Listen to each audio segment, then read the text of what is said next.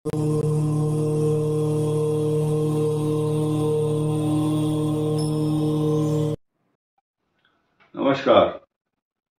कन्या राशि के सभी दर्शकों का बहुत बहुत स्वागत। आज एक विशेष चर्चा इस बात को लेकर होगी कि कन्या राशि पर 18 वर्ष के बाद 18 महीने के लिए 18 मई को राहु का जो गोचर है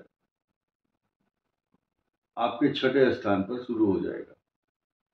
इसको कोई नहीं रोक सकता, कोई इसके मार्ग में बाधा नहीं पहुंचा सकता। शास्त्रों में एक श्लोक आता है, त्रिकटे एकादशे राहु सर्वारिष्ट निवारणम।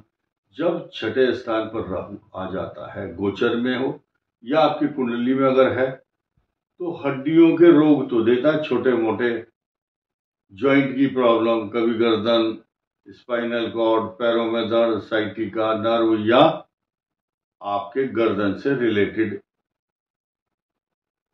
लेकिन ये बहुत गंभीर समस्या पैदा नहीं करता है। शत्रु विनाशक है। ऋण रोग शत्रु, ये जो स्थान है रोग का भी है, मामाओं का स्थान भी, माता का जो खानदान है। और कंपटीशन, अगर किसी से कंपटीशन है, उस कंपटीशन से बचाने के लिए ये अकेला लड़ता है पूरे मैदान में आकर के खुलेआम। इस पर चर्चा होगी, अभी रुको थोड़ी देर। साथ ही साथ इसको इग्नोर नहीं कर सकते। और अगले 2.5 वर्ष तक 3 जून 2027 तक जो शनि है, इसको आप इग्नोर नहीं कर सकते। बीच बीच में मंगल जब यहाँ आएगा कन्या राशि पर, षडाष्टक ना होकर के सम सप्तक योग बनेगा। ये षडाष्टक उस समय बनेगा 3 जून 2027 के बाद, जब शनि यहाँ होंगे। फिलहाल तो इसकी ही बात करते हैं। और ये 12वें स्थान में केतु है आपका, और ये केतु भी अगले 1.5 वर्ष तक रहेगा इसी राशि में। और 18 मई को यहाँ पर इनका प्रवेश हो जाएगा। ठीक 14 मई को, 14 मई को बृहस्पति का यहाँ आगमन होगा, गोचर होगा। ठीक 4 दिन के बाद यहाँ पर केतु का आगमन, केतु का ट्रांजिट 12th हाउस में होगा कन्या राशि के। ये वीडियो आपके उन जातकों के लिए जिनकी कुंडली में उत्तरा फाल्गुनी नक्षत्र के 3 चरण है, शुरू के बाद के 3 चरण। टो प पी, टो से नाम है टोनी, प और पी, उसके बाद हस्त नक्षत्र पू, पूरनचंद, पूनम, पुष्पा, तो पू अक्षर आ रहे हैं। एक फिर षटकोण आता श से, षडानंद, अण अक्षर है, और ठ से ठाकुरदास, ठ शब्द आता है। अब ये इसके बाद पे और पो, ये 2 नाम आते हैं चित्रा नक्षत्र के 2 चरण शुरू के। इनके लिए है ये वीडियो। और ये कन्या राशि कहलाती है इन 9 अक्षरों से, तो पापी, पूषणाठ और पे पो, ये अक्षर इसमें कन्या राशि में आते हैं।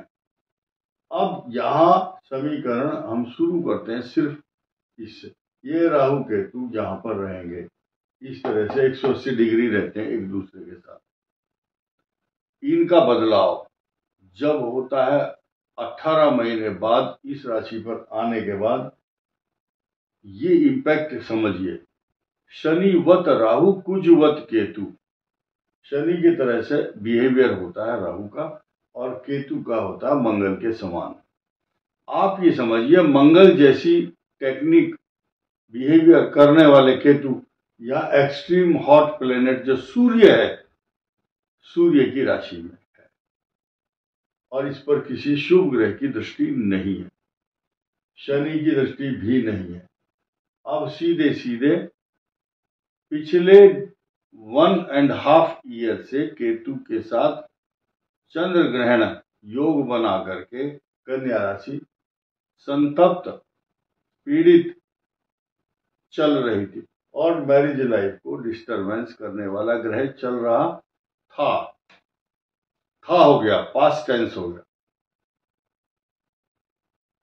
अब आपके सामने पिछले 1.5 साल से जो आपने यातनाएं, परेशानियां, क्लेश, अशांति, चिंता, एंजाइटी और झगड़े जो झेले हैं, अब उन पर विराम लगने का समय आ गया है।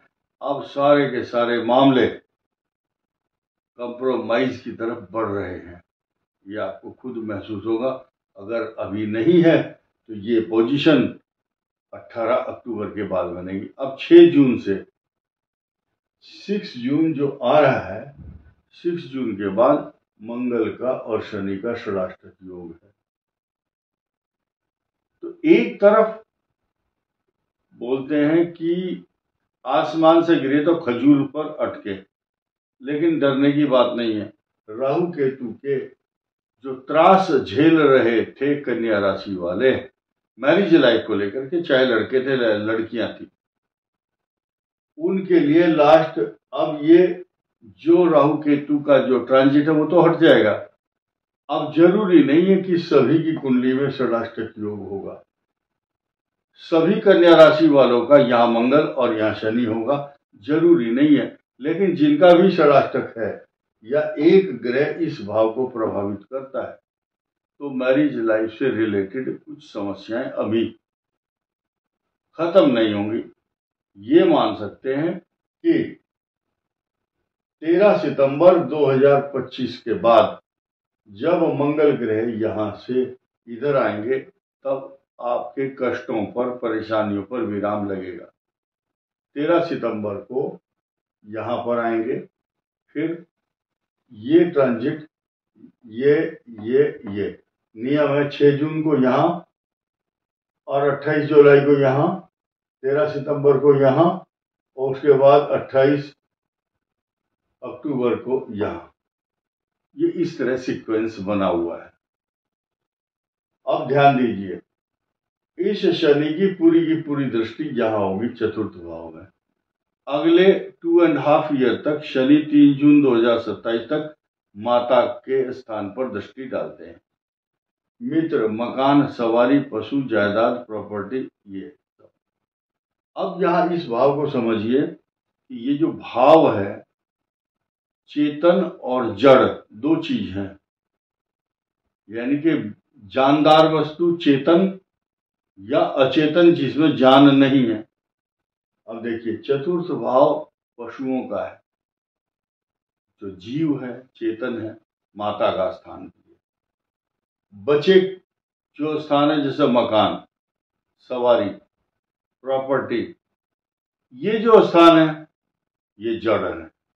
जड़ की वृद्धि कराता शनि यहां पर बैठ करके आपको भूमि, भवन, वाहन, सवारी, प्रॉपर्टी, पैसा, जायदाद, अचल संपदा दिलाता है। अचल जिसको आप कहीं हिलना डुलना नहीं कर सकते। अब जो जानदार चेतन वस्तु है, जैसे माता है, माता को कष्ट देगा ही देगा। तो ये छोटी छोटी बातें हैं। बस लास्ट अब हर आदमी को चिंता रहती है अपने कैरियर को लेकर के। ये जो बृहस्पति है, जब तक यहां पर बृहस्पति की उपस्थिति और गरिमामय